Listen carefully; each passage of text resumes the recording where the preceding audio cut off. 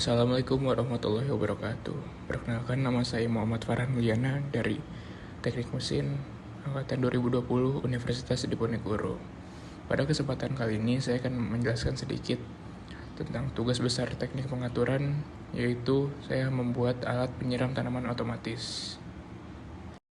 Kemudian saya akan membawakan 4 outline. Yang pertama yaitu latar belakang, kemudian alat dan bahan, kemudian diagram wiring, dan pembahasan. Pada outline yang pertama yaitu latar belakang. Perubahan iklim merupakan isu penting yang berdampak langsung terhadap ketersediaan sumber daya pangan dan juga manusia hidup. Dalam era globalisasi saat ini, kita tidak lepas dari perkembangan dan teknologi. Pangan yang dibahas yaitu hasil produksi dalam berkebun maupun bertani. Hasil tanam tersebut menghasilkan kualitas yang baik karena beberapa faktor, salah satunya yaitu tingkat kelembapan tanah. Oleh karena itu, dibuatlah alat penyiram tanaman otomatis agar menghasilkan produk tanam yang berkualitas. Kemudian, batasan pembuatan alat. Alat yang dibuat dibatasi dengan yang pertama, tidak berfokus pada satu jenis tanaman. Kemudian, melepaskan faktor-faktor utama yang lain dalam proses pertumbuhan tanaman seperti yang pertama yaitu intensitas cahaya, yang kedua temperatur, yang ketiga kecepatan udara dari lingkungan. Kemudian alat dan bahan. Yang pertama yaitu microcontroller, merupakan sebuah sistem komputer fungsional dalam sebuah chip. Di dalamnya terkandung sebuah inti prosesor, memori, sejumlah kecil RAM, memori program atau keduanya, dan perlengkapan input dan output. Selanjutnya ada software Arduino IDE, program yang digunakan untuk membuat program pada microcontroller. Yang ketiga yaitu soil moisture sensor, merupakan sebuah modul untuk mendeteksi kelembaban tanah yang dapat diakses menggunakan microcontroller seperti Arduino, menggunakan hidroton. Yang keempat yaitu pompa. Pompa merupakan mesin untuk menggerakkan fluida. Pompa menggerakkan fluida dari tempat bertekanan rendah ke tempat dengan tekanan yang lebih tinggi. Untuk mengatasi perbedaan tekanan ini, maka diperlukan tenaga atau energi. Selanjutnya yaitu diagram wiring. Berikut merupakan diagram wiring yang saya gunakan dalam proses pembuatan alat penyiram tanaman otomatis.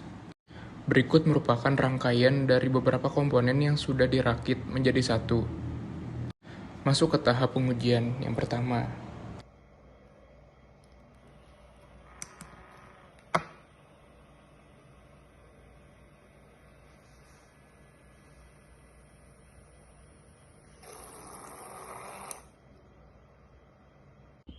selanjutnya masuk ke tahap pengujian yang kedua.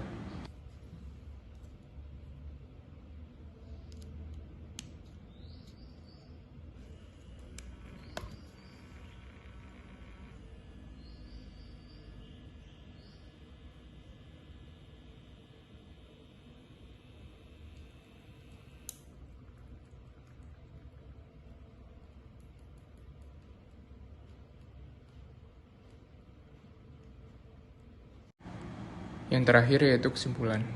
Alat penyiram tanaman otomatis adalah alat yang akan menyiram tanaman secara otomatis dalam parameter tertentu.